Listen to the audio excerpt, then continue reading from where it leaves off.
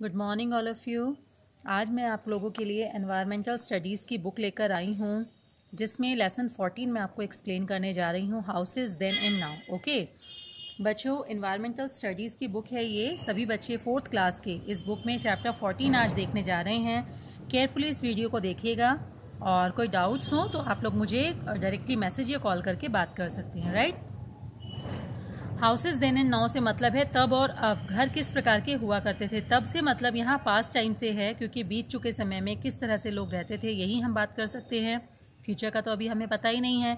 और नाउ से मतलब है अब, यानी एट प्रेजेंट किस किस तरह के घर होते हैं, राइट। यहाँ पर आपको एक एक्टिविटी दी गई है जिसमें हाउसिंग हेल्पर्स जो होते हैं, जो घर बनाने में हमारी हेल्प करते हैं, उनके बारे में बताया गया है। आपको उनके बारे में दिए गए हिंट को पढ़ के उनका नाम सर्च करना है। ओके यहाँ पे फिल करना है। Let's start the chapter. Early humans did not live in houses as we live in today. जो पुराने समय में इंसान थे वो हमारे आज की तरह के घरों में नहीं रहते थे। They probably lived in caves और ऑन ट्रीज। वो या तो गुफाओं में या पेड़ों पर रहा करते थे। They did not have the knowledge to build house. उन्हें घर बनाना आता ही नहीं था, उन्हें इस बात का ज्ञान ही नहीं था कि घर बनाकर किस प्रकार से रहा जाता है। As time passed on, the early humans learned to build houses. They used mud, leaves, wood and bamboo to build their houses. Most of these houses were built near rivers. जैसे जैसे समय बीतता गया, प्राचीन युग के मानव ने धीरे धीरे कई चीज़ों को सीखा। उसने मिट्टी से, पत्तों से, लकड़ी और बांस की मदद से घर बनाना सीखा और फिर नदियों के किनारे इस प्रकार के घर बनाकर रहने लगे। Houses in the past. प्राचीन समय में घर किस प्रकार के हुआ करते थे। In the past people use to build big houses with many rooms. पुराने समय में लोग बड़े घर बनाते थे जिसमें बहुत सारे कमरे हुआ करते थे। They were separate rooms for men and women. आदमी और औरतों के लिए कमरे अलग अलग हुआ करते थे। There was a lot of space in front at the back of each house. हर घर के सामने और पीछे अच्छा खासा स्पेस हुआ करता था। There was a courtyard at the center of the house and the rooms were built around the courtyard. courtyard कहते हैं बच्चों घर का आंगन, है ना। वहाँ पर घर के सेंटर में जो है आंगन हुआ करता था बड़ा सा, और उसके चारों तरफ कमरे बने हुआ करते थे। There was a huge veranda running around the house like a long corridor. घर के चारों तरफ एक अच्छा खासा चौड़ाई वाला बरामदा हुआ करता था, जैसे कि कोई कॉरिडोर होता है ना। कॉरिडोर मतलब घर के साइड्स में एक वो फुटपाथ टाइप का बना होता है, वॉल स्पेस बना होता है जिसमें आप लोग खड़े हो सकते हैं, टहल सकते हैं, बैठ सकते हैं, है ना। तो even though it was a पक्का house, part of the house was plastered with mud, specially the kitchen area. पक्के हाउस होते थे ये एक तरह से, मतलब उस टाइम के हिसाब से ये पक्के हाउस की कैटेगरी में आते थे, और वहाँ पर मिट्टी से प्लास्टर करके दीवारों को रेडी किया जाता था, फिनिश किया जाता था, खास तौर से किचन एरिया में। Every morning, before the cooking started, the walls, floors and chulhas were smeared with a mixture of cow dung and mud. मतलब गाँव में आज भी ये प्रचलन में है ये तरीका कि सुबह चूल्हा जलाने से पहले जो घर की औरतें हैं, गृहिणियाँ हैं, वो चूल्हे को, रसोई के एरिया को और घर को गाय के गोबर और मिट्टी मिलाकर लेप बनता है उससे लीपती हैं, है ना। आपने देखा होगा लिपाई होती है गांव में, अभी भी मिट्टी के जो घर होते हैं उनमें, है ना। This kept the kitchen free of insects and flies. क्योंकि गाय का गोबर बहुत शुद्ध माना जाता है और इसके लेप से कीड़े मकोड़े दूर रहते हैं। Even though there were no fans, coolers और air conditioners, one did not feel very hot because of the high ceilings and ventilators near the ceiling. जबकि उस ज़माने में ना तो पंखे कूलर थे ना एयर कंडीशनर्स थे, लेकिन तब भी लोगों को ज़्यादा गर्मी नहीं लगती थी। क्यों? एक तो मिट्टी का घर होता था। मिट्टी के घर में क्या होता था, सीलिंग्स बहुत हाई बनती थी, जो कि खपरेल या छप्पर वगैरह से बनती थी, घास फूस से या लकड़ियों से। हाई सीलिंग्स होने के साथ साथ उन्हीं के सीलिंग्स के पास में ही बड़े बड़े वेंटिलेटर्स यानी होल्स बने होते थे, जिससे हवा का आवागमन चलता रहता था, तो कमरे ठंडे रहा करते थे। Part of the house had a flat roof to provide for the terrace, and part of the house had a sloping and tiled roof. मतलब घर का कुछ हिस्सा ऐसा होता था जहाँ फ्लैट रूफ होती थी, जहाँ पर मतलब छत कहने के लिए हमारे पास हो जाए, जिस पे जाके हम बैठ सकते हैं, धूप सेकने के लिए कपड़े सुखा सकते हैं, है ना। और घर के कुछ हिस्से में स्लोपिंग रूफ होती थी जहाँ पे टिल्ट्स लगा के, मतलब क्या कहते हैं उसको, पत्थर की सिल्लियाँ आप कह सकते हो, वो लगाकर ढलुआ छतें बनाई जाती थी ताकि बारिश का पानी वगैरह बह जाए, रुके ना छत पे। The kitchen and toilets were built at a short distance from the main building so that smoke और unpleasant odour did not disturb people in the living area and bedrooms. Kitchen और टॉयलेट्स जो होते थे वो रहने वाले निवास स्थान से थोड़ी दूरी पर बनाए जाते थे ताकि गंदी स्मेल या किसी चीज़ से जो परिवार में लोग रह रहे हैं लिविंग एरिया में उन्हें कोई परेशानी ना हो। The kitchen had mud chulhas and cow dung cakes, coal and wood were used as fuel.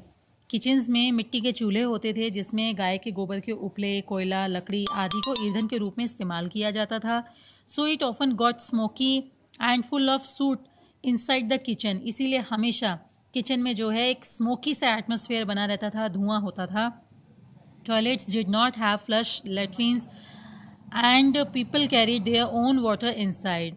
Toilets में क्या होता था, पानी की फैसिलिटी नहीं होती, टैप फिटिंग नहीं होती, या टॉयलेट सीट्स एकदम प्रॉपर वाले नहीं होते थे जैसे कि आजकल होते हैं जहाँ पे फ्लश कर सकते हैं हम लोग। तो क्या होता था, टॉयलेट्स में अलग से डब्बे या बाल्टी में पानी लेकर लोगों को जाना हुआ करता था। Bathing area was separate from the toilets. नहाने का स्थान टॉयलेट से अलग होता था। Water had to be either drawn from the well और pumped out with the help of hand pumps. Man usually bath near the well. तो washing area या बाथिंग एरिया जो होता था वहाँ पर या तो कुएं से पानी लेकर जाना पड़ता था या हैंडपम्प से पानी भरा जाता था। और आदमी लोग जो होते थे वो ज़्यादातर पानी वाले स्थानों पर ही नहाते थे, हैंडपम्प के पास या कुएं के पास, वहीं नहा लिया करते थे। Houses in modern time. आज के समय में मॉडर्न युग में घर कैसे हैं? Housing pattern has changed a lot both in cities and villages. घर में हो, शहरों में हो या गाँव में हो, घर बनाने का जो तरीका है वो बहुत ज़्यादा बदल चुका है। Let us learn about houses in cities and villages. आइए जानते हैं क्या बदलाव सिटीज़ और विलेजेस के घरों में हुआ है। हाउसेज इन सिटीज़, शहरों में क्या होता है, there is a lack of space in cities. Urban homes are therefore design to utilise small spaces. शहरों में क्या है बच्चों, स्पेस की बहुत कमी है। स्थान मतलब प्लॉट जो होते हैं बहुत छोटे छोटे नज़दीक नज़दीक होते हैं। यहाँ पे खुला वरांदा या खुला कॉरिडोर नहीं बन पाता। छोटे छोटे एरियाज़ होते हैं, छोटे छोटे स्पेस होते हैं घर बनाने के लिए, और इनको इसी तरीके से डिज़ाइन किया जाता है कि छोटी जगह में भी एक अच्छे तरीके से घर का निर्माण कैसे कर सकते हैं। Also joint families have given way to nuclear families. और पहले जो पूरा संयुक्त परिवार रहता था, एक साथ चाचा ताऊ उनके बच्चे सब साथ रहते थे, अब क्या हो गया है, न्यूक्लियर फैमिलीज़ का फैशन आ गया है। परिवार अलग हो रहे हैं, छोटे परिवार हो रहे हैं। Houses in cities mainly cater to small families with not more than 4 to 6 members. शहरों में क्या है, परिवार छोटे हो गए हैं, 4 से 6 लिमिट होती है फैमिली मेंबर्स की। मतलब एक हस्बैंड वाइफ और उनके 2 बच्चे हैं, 3 बच्चे हैं या 4 बच्चे हैं, बस इतनी ही लिमिट है, इससे ज़्यादा नहीं है ना। The independent bungalows have given way to row houses and high-rise apartments or multi-storied buildings। क्या हो गया है यहाँ पे, इंडिपेंडेंट बंगलो मतलब सेपरेट अपना एक बड़े से प्लॉट में एक बंगलो बना लेते हैं लोग, या फिर रो हाउसेज यानी पंक्ति से जो एक जैसे एक डिज़ाइन के घर बने होते हैं वो हो जाते हैं हाई राइज अपार्टमेंट। बड़ी बड़ी बिल्डिंग्स बन रही हैं, मल्टी स्टोरेज बिल्डिंग्स जिसमें बहुत सारे फ्लोर्स होते हैं, बहुत सारे फ्लैट्स होते हैं। तो इस तरह की बिल्डिंग्स वगैरह जो है वो शहरों में बन रही हैं। Modern homes have become more comfortable too. जो आज के युग के घर हैं वो बहुत ज़्यादा आरामदायक भी हैं। They have attached bathroom with flush latrines and are more hygienic and easy to clean. अब क्या है, बेडरूम्स के साथ में अटैच टॉयलेट्स बन रहे हैं जहाँ पे फ्लश सिस्टम भी होता है ना। गांव जैसी दिक्कतें नहीं हैं, हाइजीन का भी पूरा ध्यान रखा जाता है, साफ़ सफाई करने में भी आसान है। Modern kitchens are equipped with gas stove, microwave ovens and pressure cooker that save time. People use cooler and air conditioner to keep their houses clean. अब क्या है, किचन एरिया में भी बहुत सी सुविधाएं हो गई हैं। Gas stove, microwave, pressure cooker, बहुत से एडवांस इक्विपमेंट्स आ गए हैं जिनसे किचन का काम बहुत आसान हो गया है। और घरों में ठंडा रखने के लिए घर को कूलर, एयर कंडीशनर, फैंस, काफ़ी चीज़ें उपलब्ध हैं। गांव में क्या होता है, houses in villages. People in villages build both कच्चा एंड पक्का हाउसेज। गाँव में अब भी कच्चे और पक्के दोनों तरह के घर देखने को मिलते हैं। These houses are 1 or 2 storeyed with a tiled or thatched roof. मतलब गांव में आज भी 1 से 2 मंजिल तक के ही घर बने हुए आपको मिलेंगे, वहाँ पे मल्टी स्टोरेज सिस्टम नहीं है। और उसमें भी आपको टाइल्स का या पत्थर की सिल्लियाँ होती हैं उनका या फिर घास फूस की छतों को देखने का मौका मिल सकता है ना। Every house has a courtyard और आंगन, हर घर में एक आंगन ज़रूर होता है।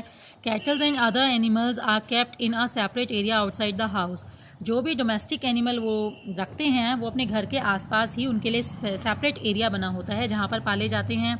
गांव के लोग तो आपको पता है एनिमल रियरिंग उनका मतलब मेन प्रोफेशन होता है, वो जानवर पालते हैं दूध के लिए या और उपयोगी वस्तुओं के लिए, है ना। Kachcha houses are made of mud, leaves, bamboos and grass. Kachcha house जो है वो मिट्टी, पत्ते, बांस और घास इन सब से मिलकर बनता है। These houses are not very strong, ये घर ज़्यादा मजबूत नहीं होते। Pucca houses are made of brick, cement, steel, wood and glass. Pucca houses तो आपको पता है जैसे शहरों में भी बनता है, ईंट, सीमेंट, बदरपुर, रेत वगैरह का इस्तेमाल करके बनता है और ये घर मजबूत होते हैं, ठीक है। अब बात आती है यहाँ स्लम्स की। स्लम्स मतलब झुग्गी झोपड़ी। Thousands of people come to city in search of job, हज़ारों लोग होते हैं जो जॉब के लिए गाँव को छोड़कर शहरों की ओर